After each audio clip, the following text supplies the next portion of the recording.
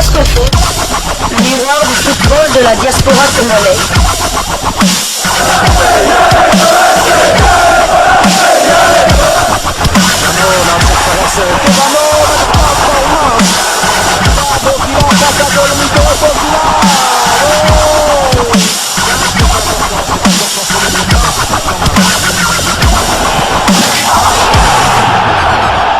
Diasco Foot, le miroir du football de la diaspora congolaise. Vous êtes sur Diasco Foot, le miroir du football de la diaspora congolaise. Diasco Foot vous dit bonjour, tout le plaisir est pour nous de vous retrouver, mais surtout de savoir que vous êtes nombreux en train de suivre votre chaîne YouTube dédiée uniquement aux footballeurs de la diaspora congolaise.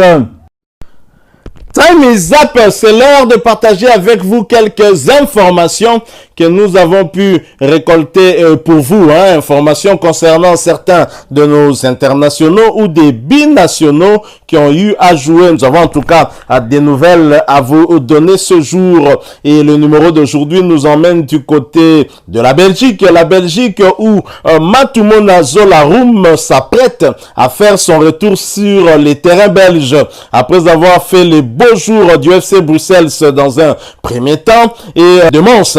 Ensuite, Matumona Zola s'apprête maintenant à relever un tout nouveau défi. On le croyait devenu vétéran, mais visiblement, le joueur international congolais et ancien de l'ASV Club ne veut pas en tout cas raccrocher les crampons. Le milieu gauche congolais de 41 ans s'est engagé en faveur du FC Les Oranges de Liège, pensionnaire de 4e provincial selon les informations de Sudinfo. Il commencera son aventure en terre liégeoise à l'issue de cette saison. Le plus dragon des léopards, c'est bien Matumona Zolaroum. Rappelez-vous, en 2009, les dirigeants montois avaient frappé un gros coup en recrutant Matumona Zolaroum Pichou. Dans la cité du Doudou, l'ancien international congolais avait inscrit 17 buts et délivré pas moins de 45 passes décisives en 138 rencontres disputées et cela toutes compétitions confondues. Il avait été entre autres un des grands artisans du retour du matricule 44 dans l'élite du football belge. En 2013, l'enfant de Kinshasa avait pris la décision de quitter le stade Charles Tondro pour tenter l'aventure en Angola où il avait porté les couleurs de Primeiro de Agosto, club avec lequel Matumona Zolaroum, comme on le surnomme ici en République démocratique du Congo, n'avait fait que 2 apparitions en un an avant de finalement rentrer à Mons. Un retour à la maison où Matumona Zolaroum ne sera jamais vraiment parvenu à retrouver son meilleur niveau. Nous lui souhaitons bonne chance. Il ne veut pas en tout cas raccrocher. Matumona Zolaroum pense qu'il peut encore apporter quelque chose au football. J'imagine que son expérience, l'expérience qu'il a eu à acquérir tout au long de sa carrière, servira en tout cas les jeunes joueurs de cette équipe qu'il s'apprête en tout cas à rejoindre. Et nous espérons en tout cas que les choses vont aller mieux pour lui, mais on ne pourra pas revoir très clairement Matumona Zolaroum en équipe nationale puisque il est déjà très vieux maintenant. Donc moi je pensais d'ailleurs qu'il l'avait déjà raccroché et qu'il pensait peut-être à faire autre chose, rester certainement dans le milieu du football, pourquoi pas suivre la formation pour devenir coach.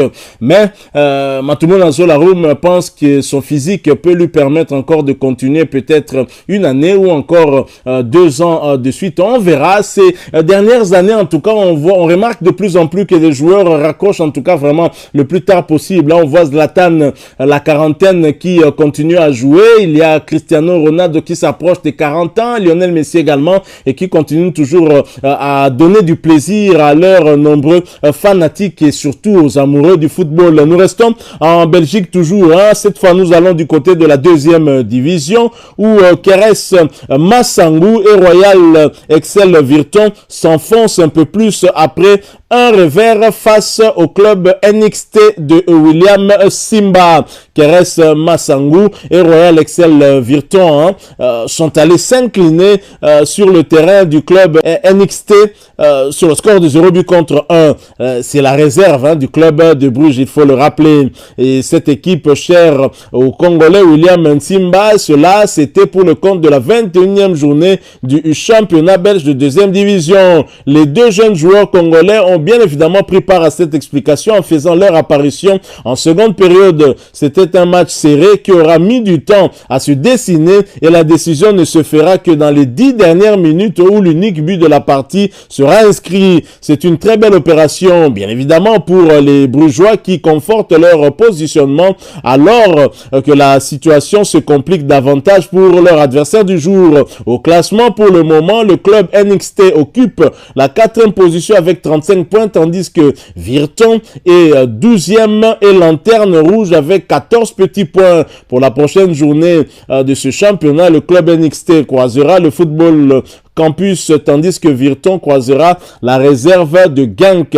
Nous quittons la Belgique pour aller cette fois du côté de l'Italie en Serie A où Vérone a arraché le point du nul face à la Lazio de Rome. C'était le lundi soir, score final 1 but partout et grâce à son nouveau buteur Cyril Ngonge, auteur de son premier but dans le championnat italien. Félicitations donc à Cyril Ngonge. Je rappelle, c'est le fils d'un ancien international congolais. On quitte l'Italie, nous allons cette fois du côté de l'Angleterre où se jouait la FA Cup.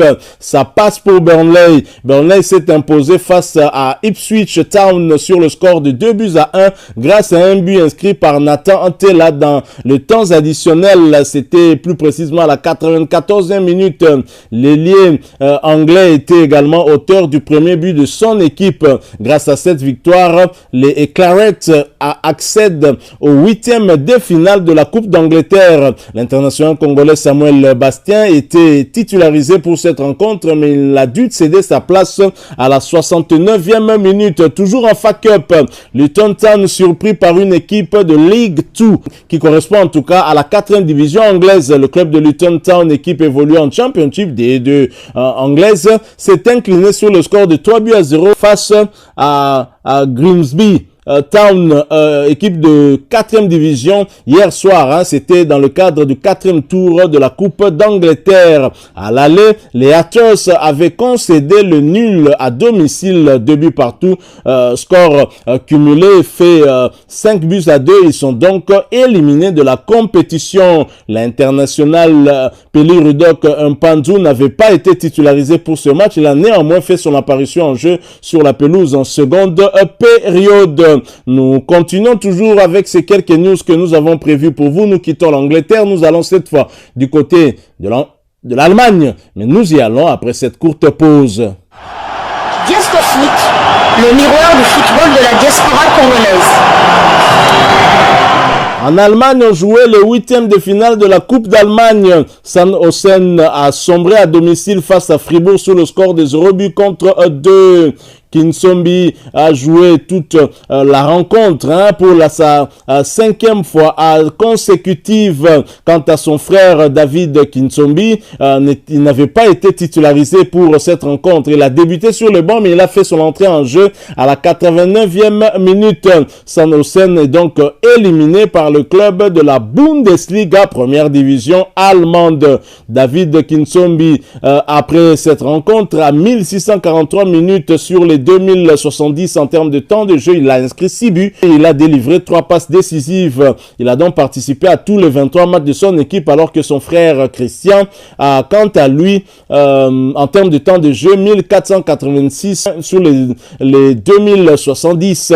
Il a inscrit 4 buts et donné 2 passes décisives. Il a participé à 19 des 23 matchs de son équipe. Prochain rendez-vous pour Sandhausen, ce sera pour le compte de la 20e journée de la Bundesliga 2, deuxième division allemande, où l'équipe se déplacera sur le terrain de Düsseldorf le dimanche 12 février 2023 sous le coup de 13h30 heure de Kinshasa. Nous quittons l'Allemagne et nous allons du côté de l'Arabie Saoudite en deuxième division où l'ancien sociétaire de l'ASV Club, Daring Club Monté-Mpembe, le LFC Saint-Éloi Lupopo, Jean-Marc Makousou Mundele, a fait ses débuts officiels avec Ager Club avec un succès au finish.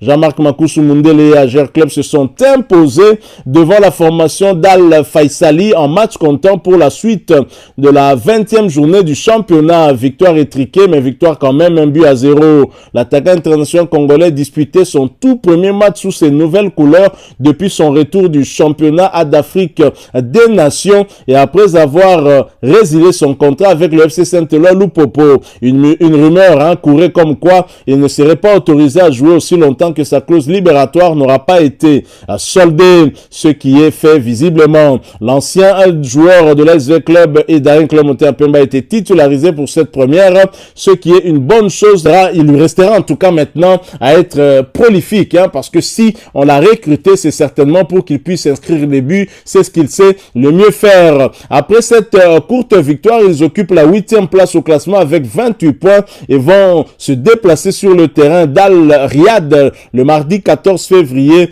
pour la prochaine journée. Nous allons clôturer avec ces quelques informations que nous avons pu récolter pour vous en revenant sur le continent pour vous parler d'un autre international congolais. Après des tests médicaux réalisés en Afrique du Sud, on connaît maintenant la durée d'indisponibilité de Fabrice Ngoma Luamba. Il sera absent des terrains pendant 4 semaines. Voici la cause de sa blessure, une déchirure des ligaments et une cheville cassée. Prompt rétablissement à notre Djogo Fabrice Ngoma Luamba qui a rejoint Jean-Florent Ibenge Ikwange du côté du Soudan. Voilà, nous sommes arrivés à la fin de ce sujet. Si vous l'avez aimé, n'hésitez pas à nous laisser un maximum de j'aime. N'hésitez pas non plus à partager avec nous votre opinion. Si vous en avez une par rapport au sujet que nous venons de vous proposer, laissez-la nous à travers un commentaire. Abonnez-vous si vous êtes nouveau ou ancien que vous ne vous êtes pas encore abonné sur cette chaîne Diasco Foot parce que nous sommes le miroir du football de la diaspora congolaise. Et n'oubliez pas qu'en vous abonnant apparaîtra une petite cloche de notification. Cliquez dessus pour ne plus rien manquer des prochaines vidéos que nous allons vous proposer. Encore une fois, merci à vous, avec espoir de vous retrouver très bientôt avec un autre sujet d'actualité. En attendant, portez-vous bien et Diasco Foot vous dit au revoir.